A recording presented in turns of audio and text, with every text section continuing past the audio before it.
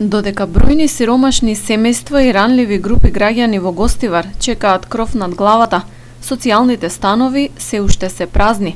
Зградата, која има 2 влеза и 70 стана, е изградена година и половина. Извршен е и технички прием, но распределбата на домовите наменети за социјалците се врти во лавиринтот на административните процедури. Најпрво мораше да се прави нова методологија за рангирање, поради измени во Законот за социјална заштита, каде беа утврдени нови категории граѓани кои ќе може да аплицираат за стан. Потоа, заради одредени измени во тек на градбата, беше неопходно да се дополнува урбанистичката документација.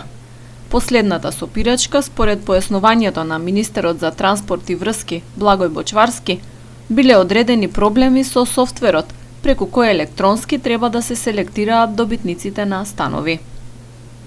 Имаше одреден проблем со распределбата на социјалните станови преку софтверската куќа која што вршеше распределба на становите, така што Министерството за транспорт и врски направи нов софтвер кој што заедно со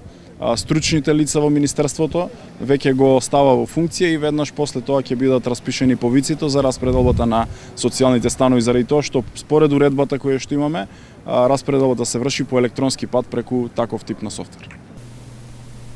Министерот не даде конкретен одговор кога конечно ќе биде објавен јавниот повик за распределба на становите,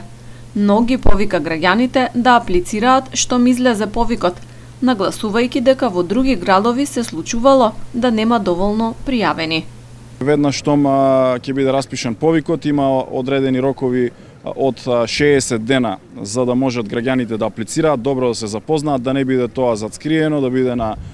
отворен, транспарентен начин и веднаш потоа ќе биде направени распределбата. И секако дека во наредниот период ќе биде распишен и повикот за да граѓаните можат да аплицираат и ги повикувам граѓаните веднаш кога ќе биде распишан повикот, да го следат повикот и да аплицираат во што е можно поголем број со цел да имаме голем број на граѓани кои што ќе бараат вакви стамбени единици и да можеме да ги распределиме становите, заради тоа што во други општини имавме случаи каде што